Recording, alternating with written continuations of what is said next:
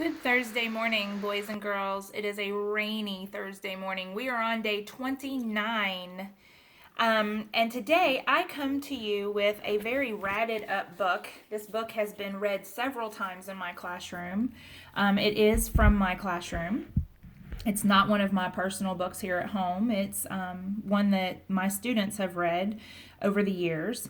But it is a wonderful book that deals with some of the 7 habits. Today's book is The Rat and the Tiger by Kiko Kaza. And I'm sure that some of you have heard the story The Lion and the Mouse. This story is not that same story, although the same lesson, I do believe, is learned that, no matter how small you are, you're still important. So today's habits that this book is going to hit is habit 1, self-control. In our book, the rat is going to let things keep happening to the point where he gets so mad that he just kind of explodes. And habit 1 tells us to take care of issues immediately. That way you're not like the soda pop head.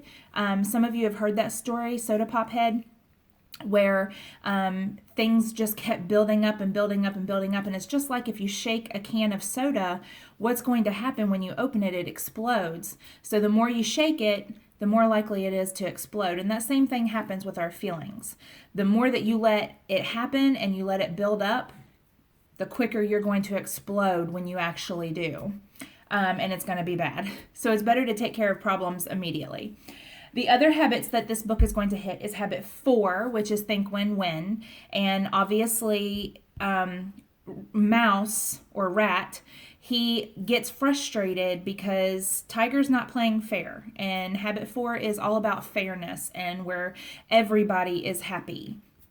And it's going to hit habit 5, seek first to understand, then be understood. We're going to see our characters try to understand each other's feelings throughout the book and hopefully get a good ending. So The Rat and the Tiger by Kiko Kaza, habits 1, 4, and 5 today. I'm a rat, just a tiny little rat. Tiger is a big tough fellow. We are best friends. We used to have a little problem though.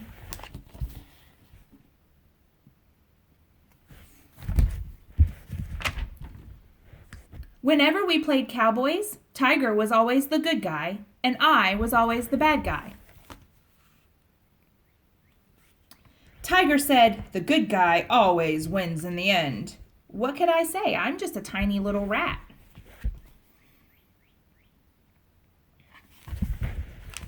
So he went along with it because he didn't feel like he had the strength to even say anything. Whenever Tiger and I shared a donut, Tiger always cut it so that his piece was bigger than mine. Tiger said, "It's nice to share, isn't it?" What could I say? I'm just a tiny little rat.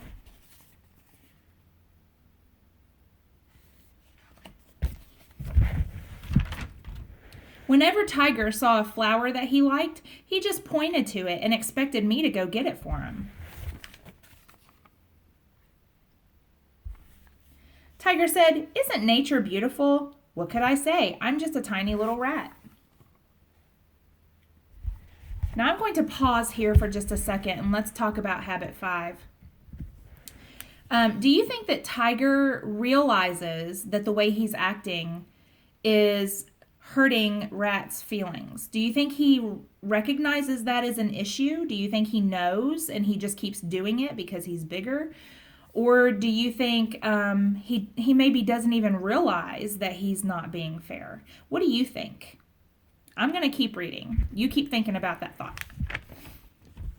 One day, I built a castle, the biggest one I had ever made. "Look, Tiger," I shouted proudly. Tiger said, "Nice job, Rat."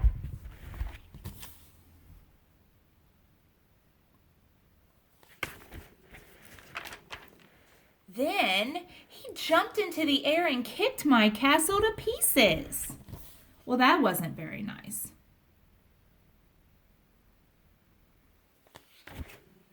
I will say Tiger is not picking up on his friend's social cues.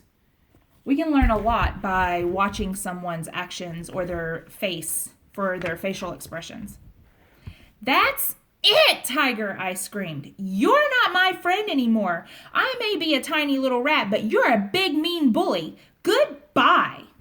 So he exploded, and I want you to notice Tiger's face. Tiger looks very surprised. I was mad and I was sad, but most of all, I was scared. I had never yelled at Tiger like that before. So he was worried about the repercussions. Repercussions is just a big word for how Tiger was going to get him back.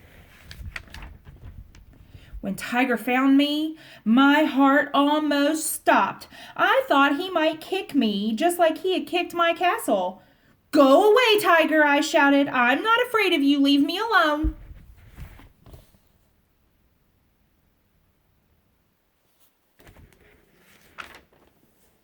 But Tiger didn't come to kick me. He had fixed my castle, and he wanted me to see it, so I did. But I told him, I'm still not your friend. So now, going back to my original question that I had asked, do you think Tiger realized that he was being so unfair? I don't. I don't think he even realized it, and I think he needed someone to tell him. I think he needed Rat to stand up for himself and tell Tiger how he was feeling so that Tiger could fix the problem. The problem was that Rat was just letting it happen, and Tiger thought it was okay, so he just kept doing it. But now that Rat has told him, I think Tiger feels bad. Then Tiger asked me if I wanted to play the good cowboy for a change. So I did. But I told him, I'm still not your friend. So Tiger's trying to make it better. Next, Tiger asked me if I wanted to cut our donut for once. So I did. But I told him, I'm still not your friend. Look over here. He ended up with a bigger piece. Finally, Tiger asked me if I wanted a flower, so I pointed to one, and Tiger bravely went to pick it for me. Maybe, I told him, just maybe I'll be your friend again. Tiger smiled.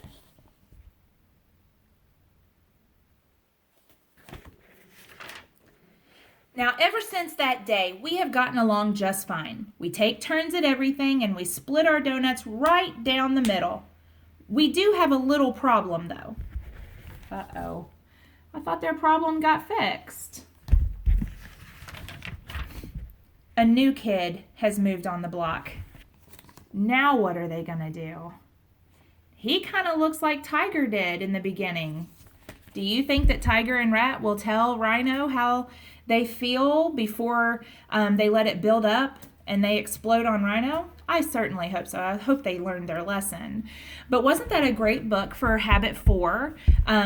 Think Win-Win, where everybody wins. In the beginning, Tiger had no idea that how he was acting was making Rat feel bad until Rat finally told him, and then Tiger tried to make it right. And that's what we should do as friends.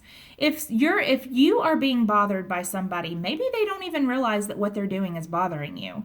And sometimes what you're doing to other people bothers them, and you may not even know it. So you would want them to come to you and tell you that that bothers them so that you could fix it and be friends. That's what good friends do. Guys, I will see you tomorrow. Have a good day. Bye.